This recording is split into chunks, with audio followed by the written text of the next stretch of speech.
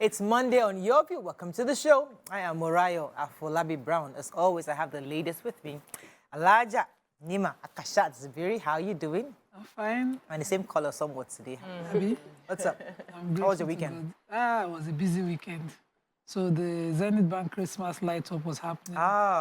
They really insisted on taking his children, according to him, because I was against it. But it was fun. The kids really had fun. We were there, slept on the island, and... Oh, shit. Got a hotel?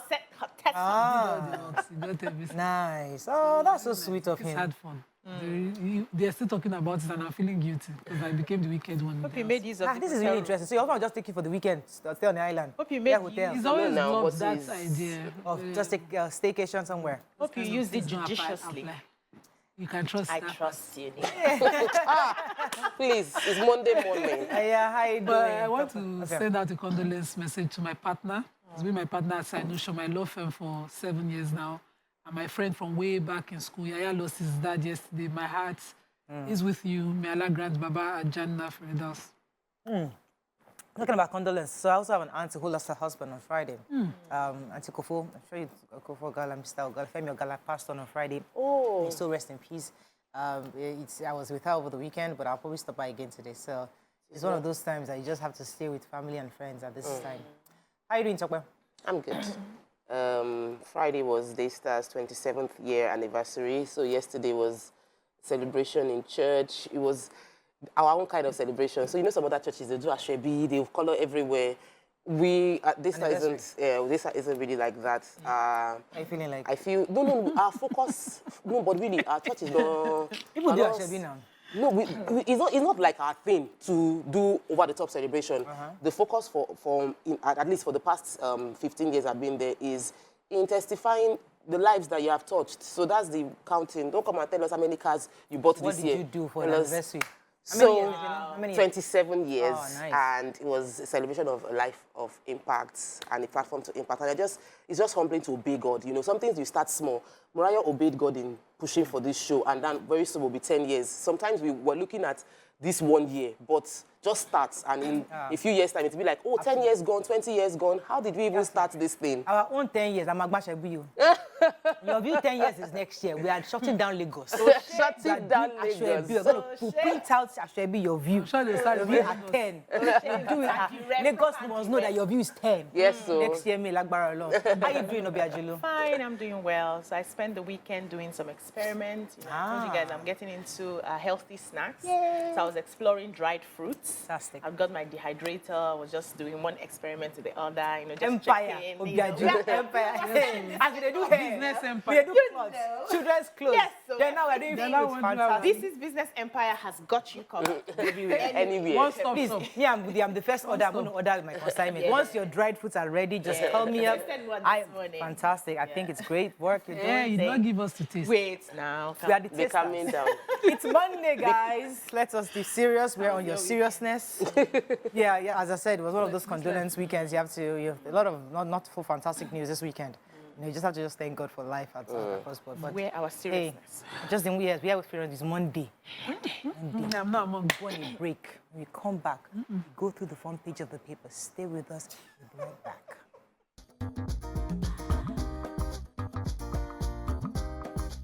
Stay tuned. Your View will be right back. All right, we're going to start with the nation. 2023, G5 governors allies to sustain anti-Atiku moves. Gunmen kill 3 policemen in Enugu. Saudi-bound woman held with cocaine. More Nigerians seeking UK visa, says High Commissioner. 13% derivation, Wike's disclosure on settled South-South governors. Interest rates hike likely as CBN reviews indicators. Why we are backing Obi by Ohaneze.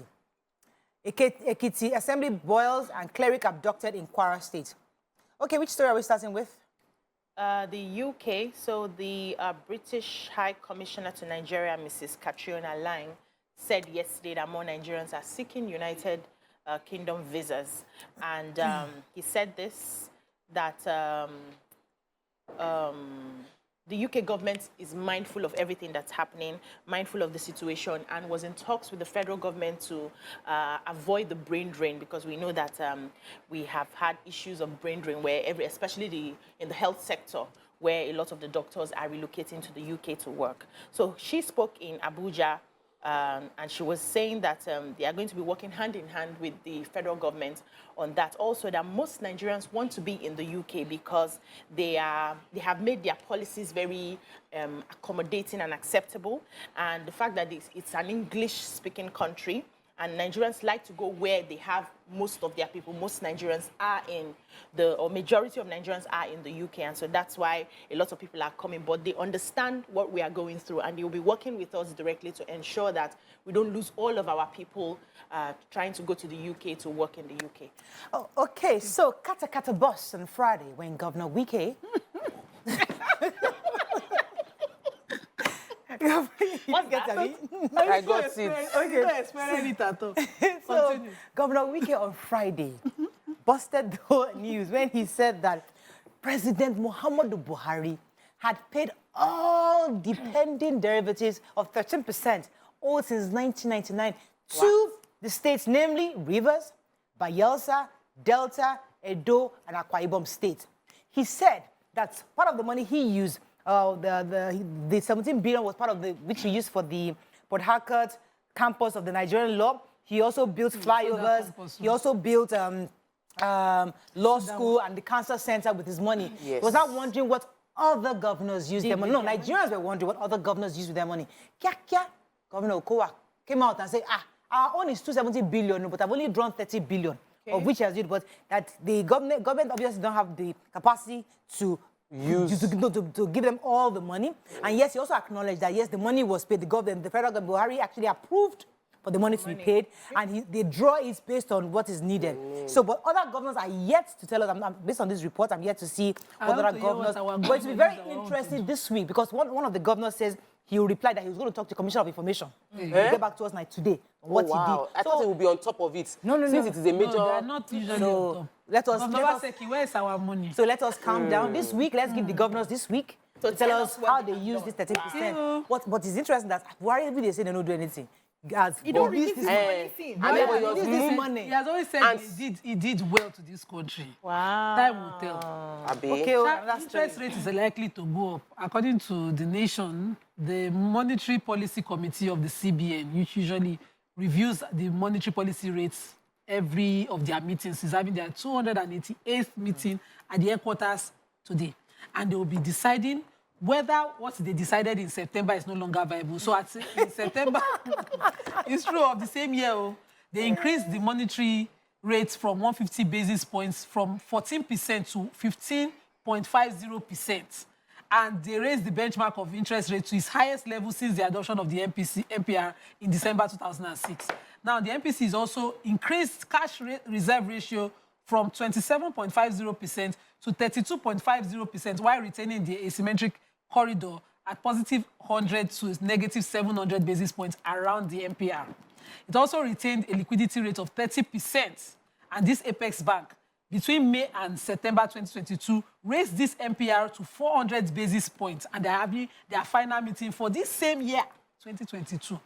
I hope that the place they leave it is where they will leave it. But their job, according to one of the managing directors of Arthur Steven Asset Management, is to balance our finances. How they balance it, make them not... Okay. So let me quickly address the drama in Ekiti State. The current speaker of Ekiti State, who was just elected to that position last week, is crying out that he's heard of moves to impeach him from being the speaker of the Ekiti State House of Assembly. He also said that his life is at risk, which for me is worrisome. He said this on a political TV show, mentioning the fact that he was at a conference in Abuja and he heard news that he might be impeached. He won the votes against his rival, 15 votes to his rival, Mrs. Bumi Adeluga, who is also contesting to be the Speaker of the Ekiti State House of Assembly. And the controversy is that some people are ganging up against him, taking away some of his supporters are now deserting him. So if they have to do the election again, he might not win, but he's already been declared the Speaker of Ekiti State House of Assembly, and he's saying that this is going to disturb the new governor. They should let Ekiti House of Assembly run. a lot of the previous members of the Assembly did not get to be re-elected, and they are the ones now causing trouble within the Ekiti State House of Assembly. They should calm down, let the House support the new governor to deliver good governance to the people. Quickly to the Punch. NFIU flags off 150 trillion naira transactions. EFCC tracks candidate spending. Pro-Fayemi lawmakers plotting my removal, say Ekiti Speaker. We just took that story. Nigeria risk flood crisis in 2023, says IMF. Zenith Bank lights up Victoria Island for Christmas. Beautiful, beautiful to see. Ohaneze endorses Obi, says it's our turn. Government abduct Kwara cleric, son demand 100 million naira ransom. Mob lynches transport bus for killing Oyo teenager. Story are we starting with? Yes, the major headline. So the Nigerian Financial Intelligence Unit has flagged suspicious transactions valued at over 150 trillion between January and March 2022. According to a suspicious transaction report, suspicious activity report released on Sunday. So the development came as the EFCC and the NFIU officials said they had intensified surveillance on campaign spending by political parties and their candidates ahead of the 2023 elections. So it's between the EFCC and the NFIU that are handling these investigations. And they said they are carrying out joint operations to close in on several suspicious spending by parties, candidates, and top chieftains. They also said that the EFCC has deployed its operatives to track candidates spending money and monitor their bank accounts as part of actions to combat money laundering, because this is the time, just because the general elections is coming, a lot of money laundering will be going on that in guise of moving money for politics and all that. So they went ahead to list all the different agencies and the amount of money that they have covered so far. So IMF is speaking again. They said that Nigeria should brace up that by 2023, due to recent floods and high fertilizer prices, that were likely to have a hike in food prices. They specifically said that the volatility in the value of the naira, the federal government's continued dependence on Central Bank of Nigeria for financing its budget deficit, and the climate change were all risk factors that would cause the food hike in prices. They said the effects of recent flooding, high fertilizer prices are becoming more entrenched, impacting negatively both on agricultural produce and food prices. So that's what IMF is telling us. Okay. Human interest in the Punch. The mob attack lynched a transport bus for killing Oyo teenager. So, according to the details of this report, this person, who is supposedly was initially insinuated to be member of the parks management system in Oyo State, was, touting, trying to take money from a motorcyclist, and then that was resisted. He brought out a gun, and then there was a struggle between himself and the motorcyclist for who will control the gun. So they shot a stray bullet and killed a young boy who was passing by. Yeah. And because of the death of the boy, the mob lynched him, beat him to death, and set his body ablaze. Why? But the parks management system in Oyo State have come out to say that he's not a member of that. The spokesperson for the park system says he's not a member, and that, it is smear campaign against their body for him to be linked to their body. But in every way, this is a sad story in every way. All right, let me go on a quick break. When we come back, we continue with our reviews. Stay with us. We'll be right back.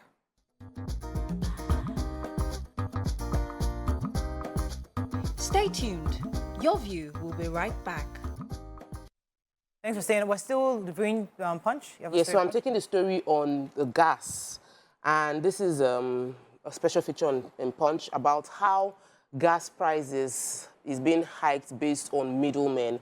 And I had to, the story was very detailed in that NLNG supplies Nigeria most of its gas, 100% of its butane into the markets, Nigeria, and that this was a policy that the former governor Obasanjo created so that we don't lack gas.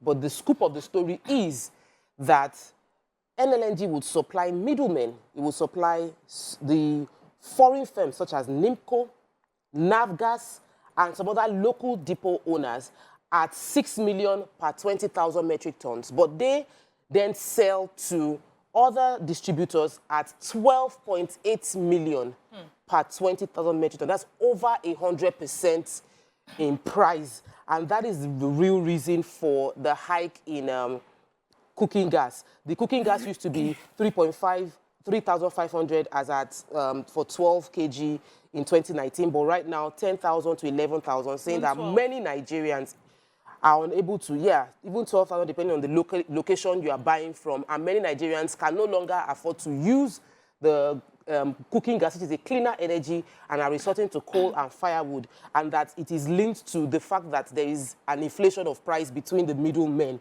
They are calling for investigation of these depot owners that they get you can't get crude oil, you can't get gas for 6 million and be selling for 12.8 million. That even if you are adding your storage costs, it shouldn't be that high, and they should explain how the price jumps like that. Okay, moving on quickly to Daily Sun. Military gets ordered to tame terrorists before elections. Why we endorse Peter Obi by Ohaneze. Excitement as World Cup begins in Qatar.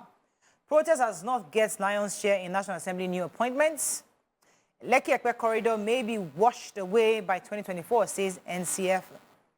PDP crisis Wike allies meet in Lagos form integrity group. Insecurity, unemployment will determine how rural Nigerians will vote, says survey. Hope rises for increased production of as Buhari flags of oil exploration in Bauchi and Gombe.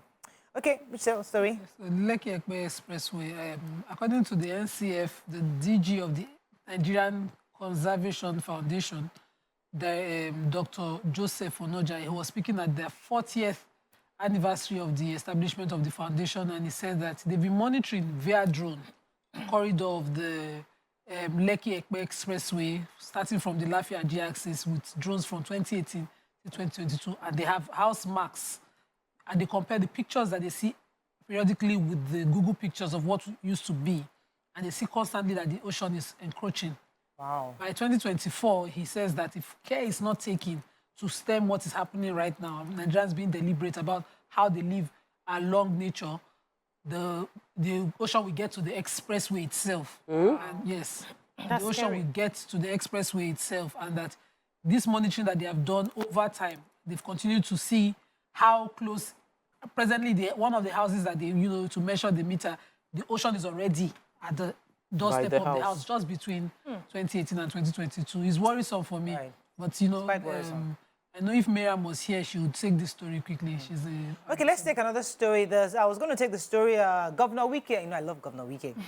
So the G5, he's the one leading the G5 governors. That's of the PDP. That's Oyo State, Benue, Enugu, Abia, and River State. And they're not troublemakers, so they call themselves the Integrity Group. They've rebranded. So they came to Lagos and said that they came to just discuss their party issues. I say we're in the Southwest to review the situation within our party, to review where we are and how, and also look into what is going to happen in the upcoming elections. And they're standing on the fact that IU must resign and saying that for the sake of equity, the governors insisted that the national chairman, PDP of Yocha, Ayu must resign in order to maintain balance and equity after the emergence of the northern candidate. Other PDP leaders like, I think it was Bode George, I'm trying to see the list. Yes, we have the former governors of Ondo State, Olusegun Mimiko, and a whole bunch of other leaders were all in Lagos saying that they're insisting on their stance and hoping that they are also opening the door of renegotiation is still open, and they are willing to also reconcile with the party. Okay, so Ohaneze Ndigbo has said his decision to back the presidential bid of the candidate of the Labour Party, Mr. Peter Obi, was constant, consistent, and clear, without any form of equivocation whatsoever. So the President General of the Ohaneze, George Obiozo, yesterday stated that the group's position was consistent with the resolution of the Chief Edwin Clark-led Southern Middle Belt Forum, comprising of Afenifere, Pandef, Middle Belt leaders, and Ohaneze Ndigbo. And he explained that going by the principles of zoning and rotation of power in the country, which took effect from 1999, it was the turn of the Southeast to produce the president for next year. And he said that the support was not just based on equity and justice, but also on merit, competence, track record of accomplishment, and the veritable ideas of the candidate that espouses for a better Nigeria. They said they have gone round, they sought from high-meaning Nigerians, and they are happy with the sort of support they are getting so far from those people. That a lot of people have said that the LP does not have the structure, but this is a fight against the structure that has kept us in unemployment, lack of education, and all the evils that bedevil us as a country. This is a fight for maybe a revolution for a better Nigeria, one Nigeria. So let me take the story still linked to the 2023 election. Next year, a policy think tank did a survey of about 2,000 people across different 12 states, cutting across 12 states of Nigeria. They asked them questions concerning how they are going to vote, why they are going to vote, and the results showed that unemployment, insecurity, weak economy, poor governance is a major influence on how people are voting. About 8 out of 10 of the respondents said that they might change their mind, but for now, they are not happy with the direction the country is going into. And they just more details. I think it's just a conduct survey, so you get to an idea of how people actually feel about the government at hand. Quickly now to Vanguard. Let's find a few stories we've not taken. How politicians still threaten credible polls, says INEC source. 2023, it's a turn of Southeast. We talked about that already. Zenith Bank heralds Yuletide season with just had a good Christmas lights up. Stop hallucinating. You have no mandate to retrieve. Adeleke tells Oyetola, I won't step down for anybody. NPP's party to beat, says Kwakonso.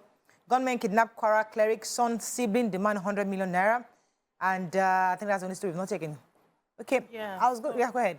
Okay, so 3 persons, Sofiu Amolegbe, his son Aliyu, and his sibling Fasasi, were reportedly kidnapped this weekend by gunmen at their private residence in Okolowo along Ilori-Jeba Expressway in Moro local government area. So they said the kidnappers removed the anti-burglary that was proof of the window in the house and got in, and they, took them. While the other guy, Fasasi, was trying to wrestle with the kidnappers, they shot him several times, used cutlass on him and left him for dead and left. But I don't think he died. He was quickly rushed to the hospital. Now, they're asking them for 100 million naira as a ransom to be paid to them. But the family is appealing and saying that they only have 10 million, which they don't even have. They were just trying to see how they can, get it across to them. So they're appealing to the federal government to do something and help rescue these young men. We have to wrap up, but... I wanted to take Qatar hosting the World Cup. Yeah. So they did the opening ceremony yesterday. And our very own. I'm just grateful that Qatar represented the Arab world at the World Cup opening. There's a lot of opposition about this capacity. There are so many Arab countries. Yeah. No, they are true to their values, unapologetic. I am proud to be a Muslim at this time. Every area you go to in Qatar, you see the Islamic values preached in a way that you won't forget. It's going to continue to be a reference point for most people who don't know a thing about Islam. Fantastic. Good that Qatar is the one that is hosting. Okay, fantastic. I like that. I really like it. I think it's a time for us to... The true inclusion is to accept other people that don't accept our views. Yeah. It's not our hot topic. Let's go on a break. When we come back, let's not discuss it. We'll be right back. Monday. Voila.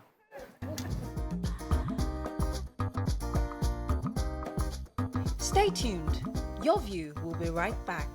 Thanks for staying with us. So during the paper review, we had discussed the fact that Qatar was hosting the World Cup and all the many controversies surrounding this decision. Now, nobody here is a football analyst. Nobody here is, we're not a FIFA analyst in any way. But we're just looking at discussing the various controversies we've heard, what it means to us, how people are seeing it in different ways, especially considering the fact that there have been accusations of human rights violations from Qatar for migrants who have lived there, the fact that their stance against the LGBTQ way of life and other things that the West have totally condemned.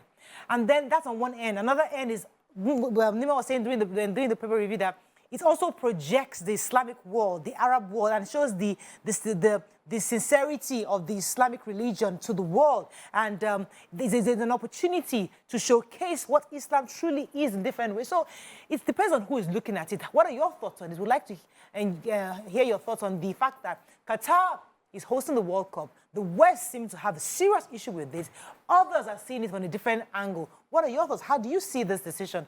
You can call us on 08127053687, 09139076694. You can also tweet to us at TVC. Can I please hashtag your view TVC so we can read your tweets? Remember, we are not football analysts on this table. We're not analyzing football. We're not analyzing football. Yeah. We're not analyzing that. We're only saying our perspective on what it means to us or what it doesn't mean to us. Let me start with Nima because you started the conversation saying that what it meant to you. Let me start with you. It was so beautiful. I wish my dad was alive to see a country host the World Cup, an Islamic country host the World Cup unapologetically. There are certain values people are known for. So when you cross the border and land in China, you will do as we always do, as we always hear. Do what they do in Rome, as they do in Rome when you cross there.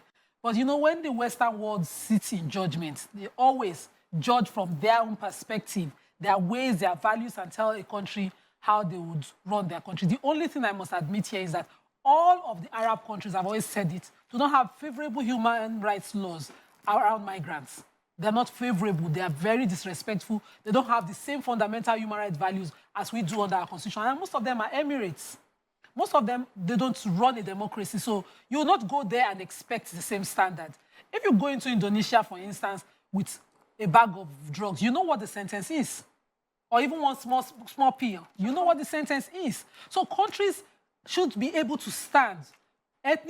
Sorry, let me not call them, I don't want to use the word racist, but people and their values are what you come to see when they host you. You don't come to see your values in them. So your appreciation should come from what exactly is the best and good part about them. And what I love the most is that I doubted it if Saudi were to host the World Cup, if people would see the beauty of Islam, because Saudi has become an apologetic country recently. They've watered down every Islamic values, even in their justice system. So along Qatar, I saw pictures on all the Islamic blogs I follow of Qatar quoting the sayings of the Prophet ﷺ about how we deal with neighbors, how people are welcome. It was so beautiful to see. Okay, let me pause you for a second. I'll still give you the floor back because I know this is really something you're proud of. But let me come to those of us on the other side, saying, how do you perceive this? Let me come to you, Tokwe. So I've been following the Qatar controversies towards the World Cup, and I just felt that we need to talk about the hypocrisy of the Western world and the hypocrisy of saying, this is the way I have discovered to be the way it should be, and everybody that doesn't do it the way I discovered it should be is wrong. And when we talk about inclusion, and they are big on, Western world, they are big on inclusion, include the LGBTQ, include ABCD, can we also include those that their culture does not support it? Because yesterday, my pastor was preaching, said she was in Amsterdam, and she went into the red light district where they've legalized prostitution. People go there, it's allowed. They've legalized a lot of these things there. But and nobody is saying, why would you legalize a commercialization of a woman? And the Western world isn't saying that this thing legalized in this country is not acceptable for us. They've accepted and included some people to do what they want to do. Also allow those that have said, we do not include this. And I'm so happy that Qatar stood its ground and not have beer inside the stadium. That was a major controversy. They were able to get Brazil to upturn it. Brazil changed their own federal law because of FIFA to allow people to drink beer in the stadium.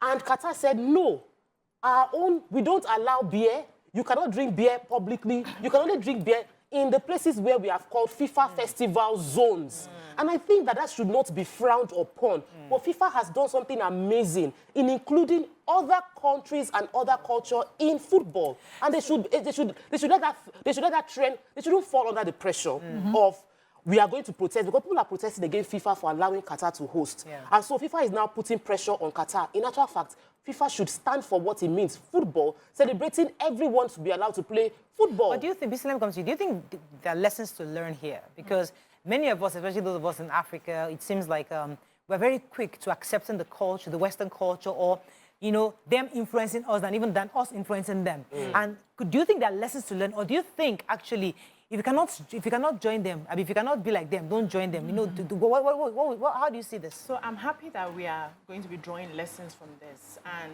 I'm even more happy that we still have countries or people who know who they are and stand by it. We have talked about a lack of values, especially from the West, which is gradually sifting into our own systems here because we do not know who we are. We have no identity anymore. And so because they are not accepting this, it's sweet, okay, let us adopt it so that we can belong. They are accepting this one, it's interesting, let us adopt it. A man and a woman and a woman can now marry. Okay, it's not that bad. Let's not sit in a place of judgment. Let us accept it because we are gradually losing out on our own essence and our identity. And now this is a country that says, this is who we are. They complained that they didn't have infrastructures. And I was wondering, when you knew that a country like Qatar does not have that capacity of infrastructure to take in the World Cup, why was it selected in the first place? You put it there, it was selected, and so you have to deal with what you have to face. When you go there, you behave. If you come to visit in my house, You don't sit down and give me the rules of how I should treat you and how I should serve you. You accept whatever I give to you. Taken. That's it. So the identity part for me, that they are sticking to who they are, is a lesson for everybody, especially Africans that are quick to abandon everything that they have and just follow the West. I get you, but you see, the sanctity of human rights. You all just admitted now that one of the shortcomings, especially in the Arab world, is the fact that they've not been able to embrace the human rights laws. And the backbone of the Western belief system is the fact that every human being has a right to be it LGBTQ, be it whatever it is, you have the right to decide what you want, and you must be respected. So as basic as that is, don't you think that if you are going to be inviting people to your home, that, okay, these people have this belief system, would you be criticized for bending the rules, or would you be saying that I am accommodating you because you're coming to my house? Let's not miss the job of society. Business of society is to regulate its values in its people. And Qatar is good at their job. Now in Qatar, to be a gay person is 7 years imprisonment if you are not a Muslim. And it is a Sharia rule when you're a Muslim. So they have two systems. 7 years if you are not a visitor, not Muslim. If you're a Muslim, it's death sentence. They don't allow it in, they are strict. Just as being a fraud, an embezzler in government in China is death sentence. So when you cross to Nigeria, you can have connection and you'll be fine. It's the same, different things. And whatever it produces at the end of the day for that society is the norm and culture of the society. As we are here now, we are shouting every day, government, take money. But that's our culture. That's how we water down what the consequence of anything would be. And Qatar is regulating its society, its people, to promote the values that they believe in. Let me pause you for a second. I'm going to go on a break. When you come back, I'd like to open our phone lines to take our viewers for stay with us after the break. We'll be right back.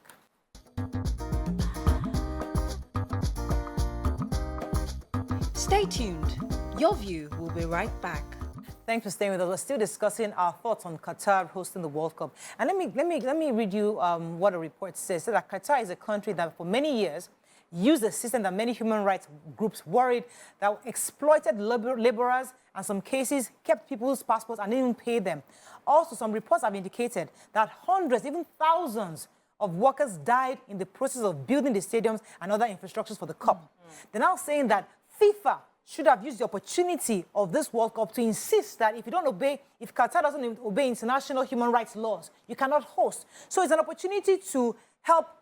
It would have been an opportunity for FIFA to help instill proper international human rights, because we cannot excuse their failure in human rights laws to then justify the fact that, they're an Islamic nation that had the opportunity to host the World Cup. Okay, but Mariah, let's understand that your human rights or labor laws or whatever stops where another person's own starts. So what you call human rights would be seen differently from different countries and their culture. These are countries that are very cultural, very religious. So they have built a form of rights or laws that they think is human enough for them to accept. So you can't come and say, this is the international best standards. You are saying that they suffer a lot of workers, a lot of their workers have died in building the stadium and all of that. You are forgetting that. Wait, the UK government that we have today was built on the back of who? Slaves. The American government we have today was built on the back of who? Slaves. That is why slavery has been abolished. They cannot instill that people will get there before their time. That's what they did to us. I don't want to mix culture and morals with human rights. They are two different things. No. See, what you call human rights is because you have an understanding that this is how it should be. Allow another person get to that understanding. What you can only do or advocate is that we begin to have a conversation. What is their conversation level like with the different governments? Qatar, what is their conversation level? What's this department that handles diaspora government? What are they doing? What conversations are they having? They have to get to that level where they see it from your eyes. You can't impose it on them. Let me take this call. I'll come to you, Tope. Good morning. How are you doing? Femi from Abuja.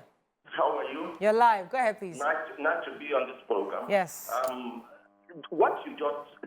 message you just read just brings out the confusion about the human rights implementation when it comes to the Western world. Do you notice that in the U.S., the fight for black emancipation has been changed and given to LGBTQ. So it is now in the Qatar World Cup. When people talk about LGBTQ, you find that Qatar has sympathizers. But when you play up the abuse of labor laws in not paying migrant workers, it brings out a greater level of sympathy. It is because the West has given more prominence to LGBTQ fight than other major human rights advocacies. And so when things like this come up, you find a mix of reactions. And that is why Qatar may be getting away with the abuse of migrant labor. Okay, go ahead. I totally agree with Femi. The truth is, what are we fighting? What's the Western world fighting for? And if they had fought for the right things and not get distracted, they probably would have been able to achieve substantial influence. There's always issues around labor laws within the Middle East, and it is a major issue. It affects several Nigerians who go there with the intention of legitimately working, who don't get paid, who gets sentenced to prison, or they are made a slave. These are issues that need to be addressed because people go to countries and migrate and they should be able to work freely there without being enslaved, in quotes. That should have been addressed major. That would have, everybody in the world would have supported them to say, Qatar, the least you can do, you've given this opportunity, we will allow you not to sell beer. We will allow you to frown, to maintain your values. Can you also give the world something by implementing the labor laws? That would have been a good win. But they decided to dilute it. They were fighting for too many things at the same time. I believe that it was a good thing for Qatar to hold on to its values, but everybody is evolving. And part of the area Qatar needs to evolve is in their labor laws. And this made it very obvious that they do not have a good one. Yeah. And I feel that FIFA and the world lost an opportunity to make a huge impact by focusing on that one instead of diverting themselves. Let me take this call from Larry. Why don't you come to you, Nima? Good morning, Larry. Are you there? Yeah, good morning. You're live. Go ahead, please. Good morning, everyone. Yeah, I want people to understand something. We're talking about LGBT, okay, and concerning the Qatar as well. Most of these countries, so-called the Muslim Emirates, all this, they come to this country, to UK, to seek asylum. You know why? Because they are being persecuted in their own country. Maybe being gay, being lesbian. Everyone comes to this country to seek asylum. And they are looking like, and they go to America as well. Remember that some years ago, one of the prince in Saudi, he came to this country with his maid. I think his maid is trying to, friend with the maid, maybe have something with him, So he killed that guy in the lift. He ran away to Saudi, and the case was closed down. So there's a lot of things that is going on behind it. And most of these government people in all these Muslim countries, they come here and they do contrary things to what. All right, thank you very much, Alani. I have to wrap up on this because we don't have so much time. But I think the human rights issues have been raised, and I think everybody sees that. But I would like to give Nima the final word here because I need to also let her reiterate why this is such an important landmark for many Muslims. Yeah. Okay, so just as I said earlier, Qatar is doing the right representation, the right mirror of the Islamic world, putting the right Islamic values out there. I'd like that they add human rights because at the core of all the sayings they are putting are human rights laws deviating from the Arab practices of old slavery and abuses of labor. In Islam, the sweat of a laborer must not dry before his money is paid. It's a saying of the prophet and practiced by the prophet. It's sad that, Arab wars generally, when they need to, they strictly protect themselves. None of the Arab wars grants anybody asylums in their country. You don't get a stay in their countries. They don't grant, if you like stay there 67 years, you can never become a citizen of their country. So they protect themselves. So instead of focusing on the FIFA and Qatar hosting the FIFA World Cup, can the world generally start with Dubai, where everybody likes to go, and ask them, why do you take people's passports when you need to employ them? Why do you force people to stay on your site, run them in a settlement kind of treatment when they have to work with you. So it doesn't start with Qatar. Leave Qatar to host World Cup and focus on Arab world if you need to change labor law. So I mean, it's important to also know that there are special packages for those who wanted to take alcohol. Yes. So they were able to different packages. So at least like to accommodate. So they somehow bent over backwards to help to accommodate their visitors. But hey, I think we should highlight the good in this, which is the fact that the Islamic world is therefore being projected in a positive light, which is important for the world to see. That's all we can take on this hot topic. When we come back and bring in our first guest, stay with us. We'll be right back. Stay tuned. Your view will be right back. Thanks for staying with us. So join us on the show is a politician, an architect, writer, designer, and activist. He'll be telling us why Lagosians should entrust him with their votes come 2023 and how he will govern the most populated, diverse state in Nigeria, Lagos State. Welcome with us, Mr. Gbadebo Rhodes Viva in the building. He's the governorship candidate for the Labour Party. You're so welcome to the show, Thank you for having me. Good to have you.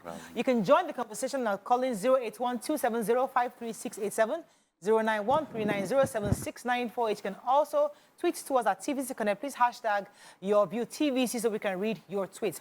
Sir, so there's a lot of controversy somewhat with you because you're in PDP, you're supposed to be deputy governor candidate, and they moved you to Labour, then you moved to Labour Party, and you've been going around a bit. And I've watched a few of your interviews, and I know that you've been harping on the fact that you wanted to tap into the tourism potential of Lagos State. And I'd really like to discuss a bit on that, but let's start with why do you want to be governor of the state? Okay.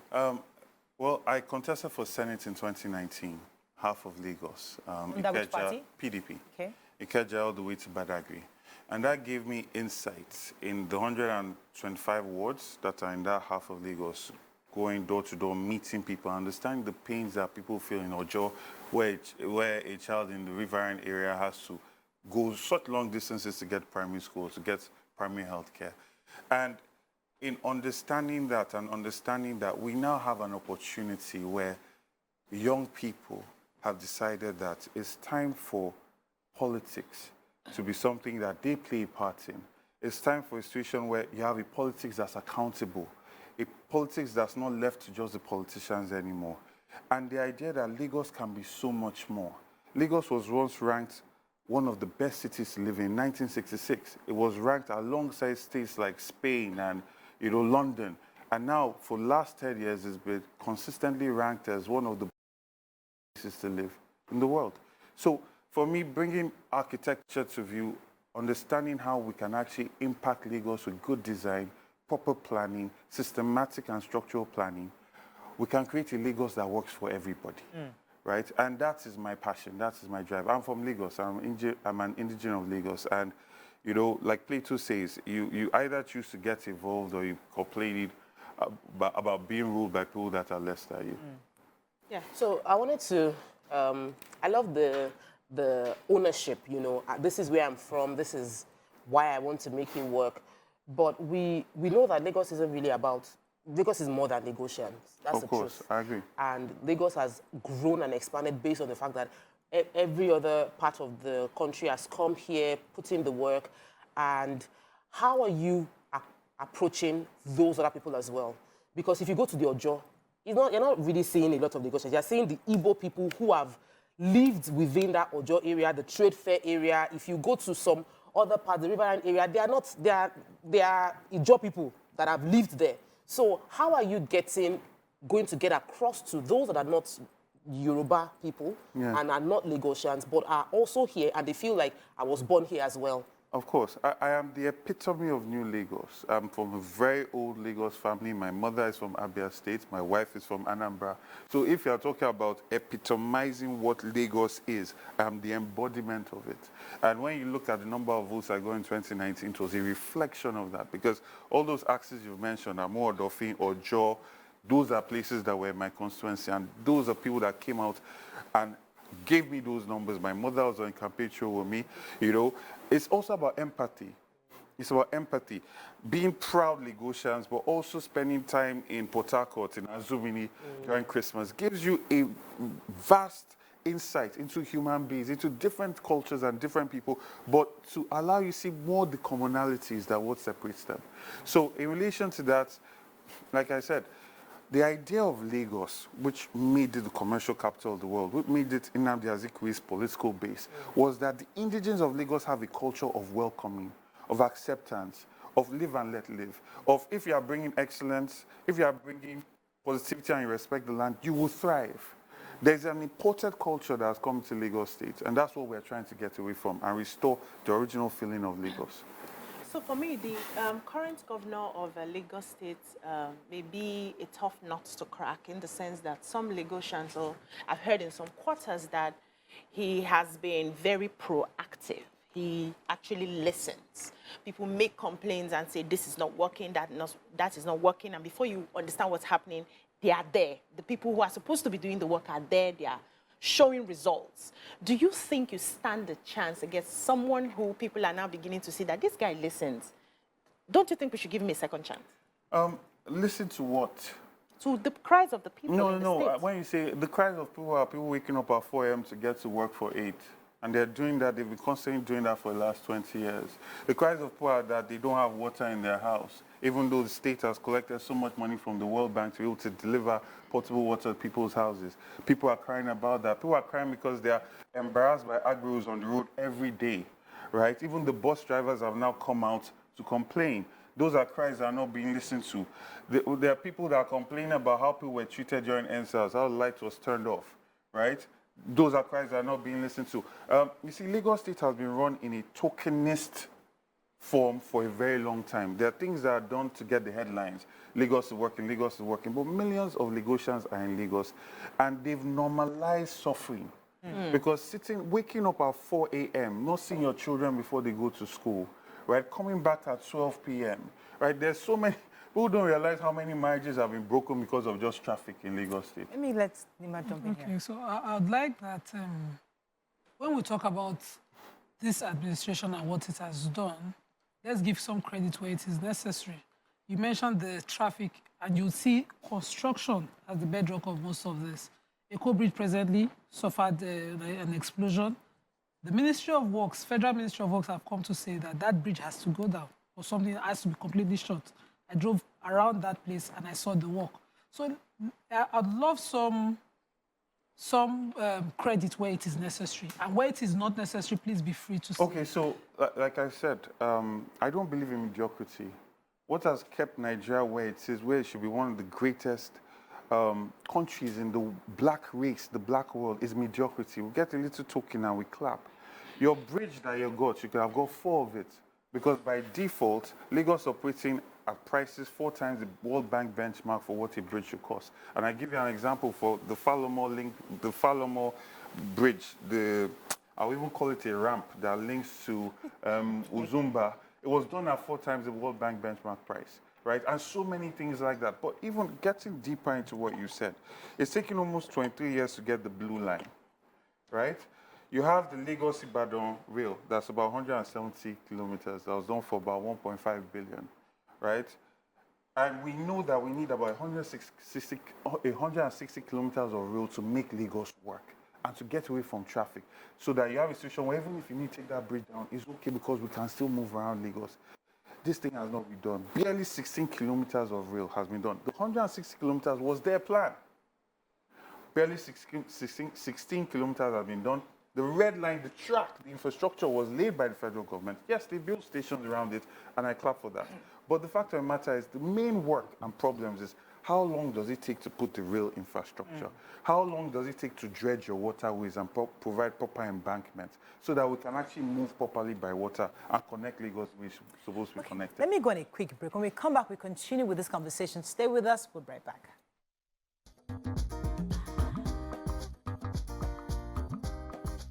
Stay tuned. Your View will be right back. Thanks for staying with us. We still have our guest with us, Mr. Gbadebo Rhodes, who's running for governor of Lagos State under the Labour Party.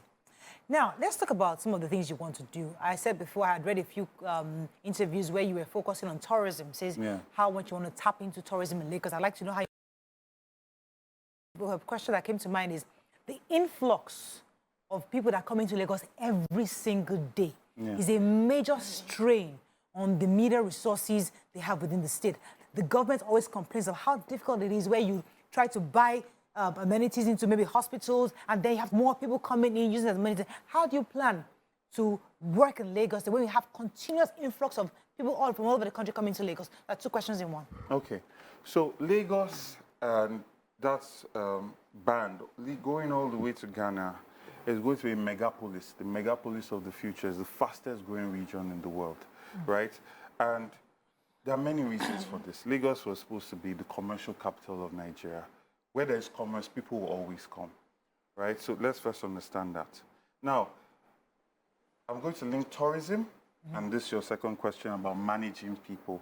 So for tourism to thrive in a place, first you must celebrate your culture, which we're talking about while the camera was off. Celebrate your culture. They must create infrastructure to allow for a quality of life in Lagos State. And that's why, as part of our manifesto, we're going to deliver the 4 rail lines, right, in 4 years. So ensuring that people can move properly through the state, and then tackling security. Because you have a situation where bus drivers are complaining about agri-roads, people that are going to entering bus in the morning are complaining about agri-roads. Architect is complaining about agri-roads, because when I'm doing construction on the side, there are people that come and force my workers to down their tools, and then if you don't take care of them, problem, because when the workers are leaving, they'll be harassed, right? So the idea now will be, how do we manage, because first of all, these people have been backed by the political status quo. That's where they get their confidence from, right? And this needs to be changed completely.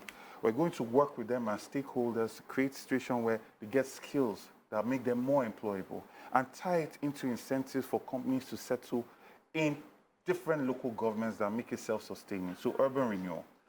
And then now this brings us into tourism.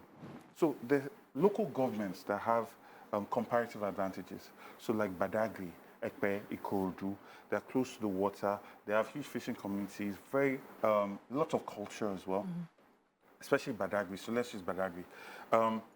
We're going to make sure that, for instance, now the blue line is stopping in Okokomaiko. It needs to go all the way down to Badagry, right? My father used to go to Badagry for weekends to visit the beaches. This needs to be restored, and then allow for even healthcare, right? To a new healthcare teaching hospital to be located in Badagry. So you're also pulling people there, right? And then you now make that division to now thrive, right? Because when you locate an industry, you allow people to come there. Development now happens in that area, right? So these are things that we'll do to allow for tourism to thrive, and then aim to make Lagos State a 24-hour economy, right? Being a 24-hour economy is truly based on security. The moment you can go out at night, you know. But then back to your question about a lot of people coming in. You see, Lagos State is the equivalent of what America is to Nigeria. Lagos State is pulling the best brains from all over Nigeria, whether we like it or not. And Lagos State, the IGR that they like to boast about, is coming from these people that are coming to Lagos. Now, the question is, how are these resources being managed? Trillions of naira have been spent in this state in the last 20 years, and it does not tie into the development that we see in the state, right? Because there's no transparency, there's no accountability in the government, the finances are opaque. Now, the moment we start to have a situation where this bridge costs 1 naira, and we are spending 95 naira, 95 costs 1 naira, we are spending 95 kobo to do, because we even got a better deal. We are negotiating to achieve economies of scale. So we are negotiating with this construction company to be able to achieve economies of scale so they can do 4. And we're even doing it lower than the benchmark price. And we are meeting a benchmark level of quality. Then we are managing our resources properly. And it will thrive, right? Because, again, people that are coming to Lagos are coming to work, and most of them are Even those in coming the to look for containers a that better come, life. the ones that come in containers and bicycles. Like I said, most of them. Most of them. Okay, let me come to Tokwe. I have a lot of questions for you. I really would like to talk about, Nema took a story today about the fact that water is covering more parts of Lagos. Yes. Lagos is largely below sea level. Yes. What's your own manifesto towards, what's your plan towards helping to nature, Yes. to conserve nature and combating climate change? That's a beautiful question. So Lagos State is surrounded by wetlands. Unfortunately, because of the corruption in the system, developers are just allowed to sandfill any area, you see a lot of sand filling happening and properties are just rising up and down. Now, the problem is that your wetland area is your natural gutter in a place that is below sea level. So normally your water goes there and stays. It's like a sockaway, right? Now, when you sand fill it, water is being displaced. Now, unfortunately, Lagos State literally is run, in my opinion, for profit as opposed to for the people, because you find that a lot of development is happening for the rich. A lot of sand filling is happening. That water must go somewhere. It is displaced and usually it's affecting the poor because there is no, okay, this is the eventual effect that it's going to have. So we are going to go there and we are going to create embankments and dredge the water properly. So when we sand fill this part that's for the rich, water is not going to overflow to places where they'll be affecting the poor. So my manifesto, we have a wetland protection policy that is very sacrosanct to urban planning in Lagos State. You will no longer just be able to sand fill any and everywhere, displace people, because you see, even if there's wetlands, you still find indigenous people living in those areas, right? And a lot of them are displaced and there's no proper care for where they are going to or how they are going to survive after they leave. Mr. Bible, your hands will be full in a mode of you, for instance. Yeah. So what exactly would you like to change when it comes to, okay, let's pick a mode of, because I live in a mode of you. What would you like to change? One of the things, if I were governor, that I would love to see change is the practice of the people when it comes to waste management. Oh, yes. And how they dump waste everywhere and anywhere. Yes. How would you run that area if you were you? Yeah, you guys are asking very nice questions. You see, we talked about waste management, but what I call what's going on in Lagos is Lagos State pick and dump. They are not managing waste. For waste to be managed properly, they must go through different routes. They must be upcycled, recycled.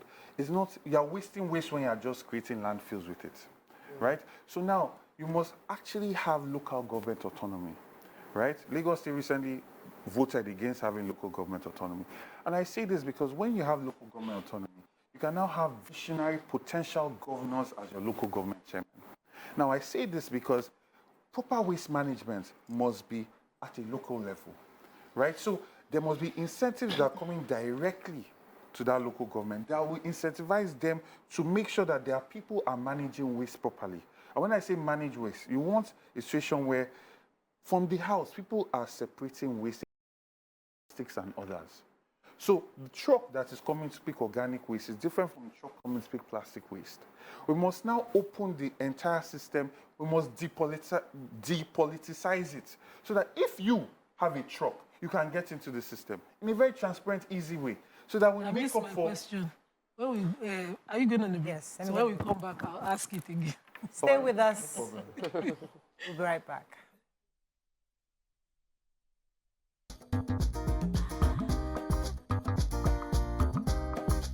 Stay tuned. Your view will be right back. Thanks for staying with us. BC had a question. Yes, so I'd like you to tell us about your running mate and how you think or how you're able to canvass for votes in this coming election. What are some of the plans you have to get a lot of people to support your dream? My running mate is an excellent woman, Princess Oyefusi. She's the daughter of the late Ayogbore of Ikorodu. She was central candidate in 2019 in Lagos East, and she got 40% of the votes in that election. She has training in business management. She's worked in city councils in England, so she has that sort of local government, professionally run experience that she's going to bring to the table. She's also an international businesswoman as well, and she's a very deep-rooted grassroots politician, especially in the Lagos East Central District, and really expanding across Lagos now. So what we are doing is, the main aim in this election is to nurture and bring a whole new voter demographic to the polls, right? The current voter base has really been nurtured in the last 20 years by the ruling party. We are nurturing ours, and the people have decided that they are going to get involved, and we are making that possible. Let's talk about the House of Assembly and the construction, because if you do become governor, you're going to have the National House of Assembly probably possibly full of non-party members. And because your party is not very popular in Lagos, I would say. But if you become governor, how do you intend to function, especially with the House of Assembly that might not be from your party. And that's one. And my part B of the question is, when you talked about local government autonomy the other time, somebody was saying here that one of the reasons why Lagos State didn't pass that law was because of the fact that the federal government only recognizes 20 local government while they're having 57. What are your thoughts on this local government autonomy? Do you agree with federal government that we should only have 20 local governments, or do you agree when Ashwaju said that you should have that 57 local governments and 20 local governments and then other LCDAs? Yes. Okay, so I'll start from the last question you asked. I believe that the closer power gets to the people, the better for the people, especially if that power is managed properly and it's not an inefficient and expensive arm of government, right? So the federal government, with the whole politics going on, I mean, APC promised us that when Lagos State aligns with the federal government, we would have 57 local governments, but that has not happened for whatever reason. So currently we have 20 local governments. For me, we work with what we have to get what we want. They already have a system going on where allocation comes to the one that is recognized by the federal and it is divided to the three, right? That forms the LCDAs, right? So I don't think that is a good enough reason to reject local government autonomy. Local government autonomy would allow, especially if you have visionary local government chairmen, allow a lot of development to come to local government. The inner rules that are plaguing, bad inner rules that are plaguing Lagos State will actually be done. And then the other question about assembly members. By God's grace, when we form our government in 2023, it will be because we also won lots of assembly seats. And besides that, the whole conversation about value, we want to create value, right? So I don't practice the politics of bitterness. The question is, I set the goals, I communicate the goals, and we work together to get those goals done and protect the interests of the people.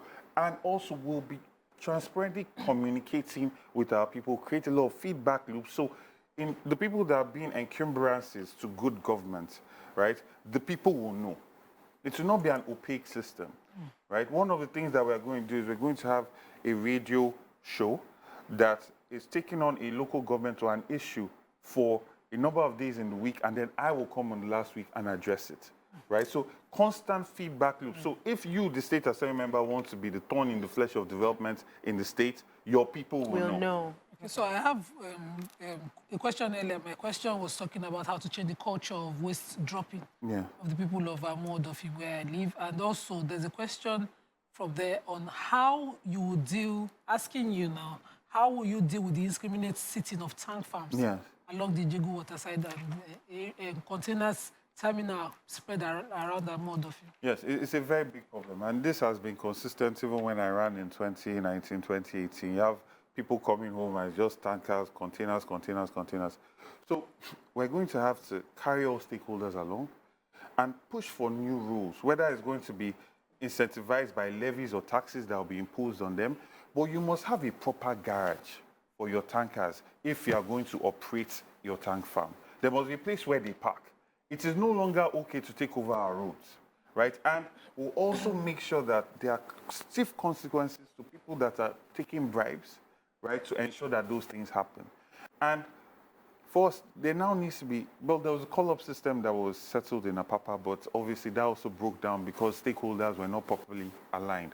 So this must be a continuous process, and we must make sure that we carry everybody's interest along. There's a human factor in this that we cannot just push under the carpet and say, I will come and I will solve all the problems. No, human beings are very complicated individuals, but we must keep that conversation going and be stern and determined to make sure that we have a free-moving Lagos State.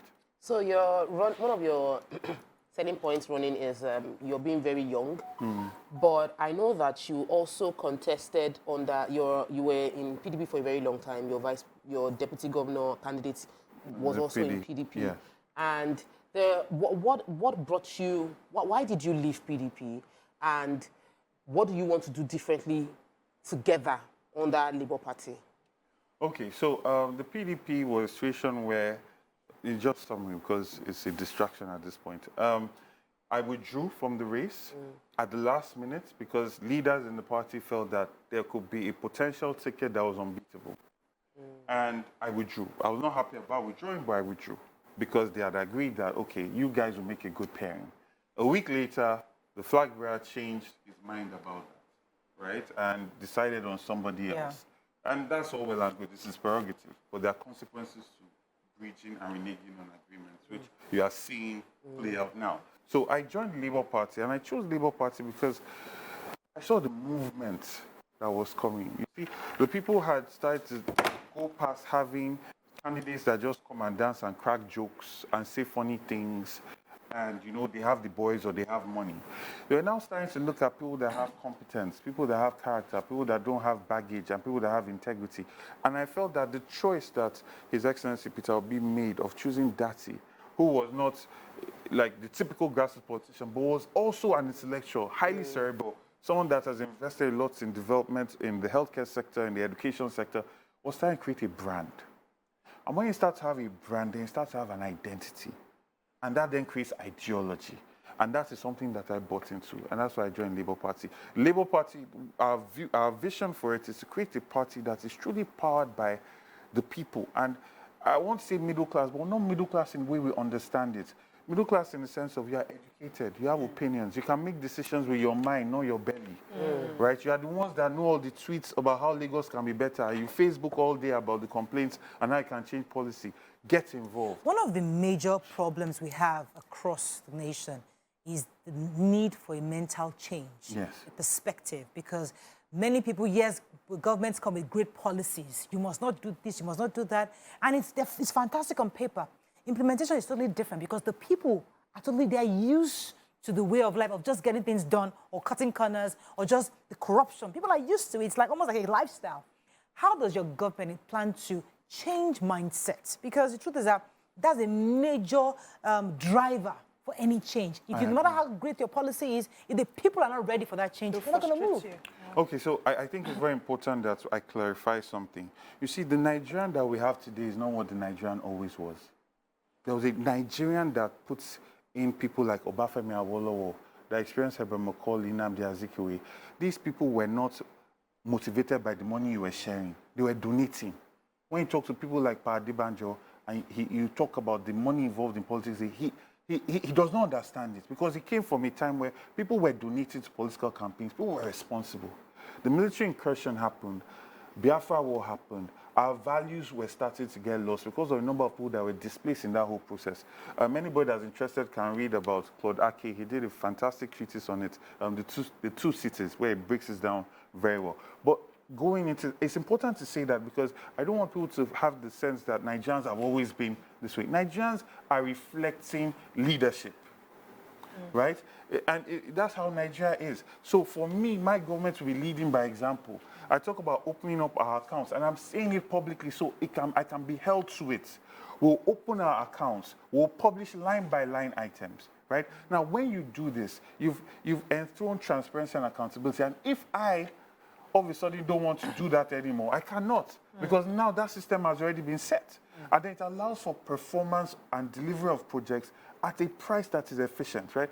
And then also, going to what you're saying, is leading by example, ensuring that our enforcement agencies are also making sure that people face consequences, and not consequences that are detrimental, where I'll seize your car and sell it. No.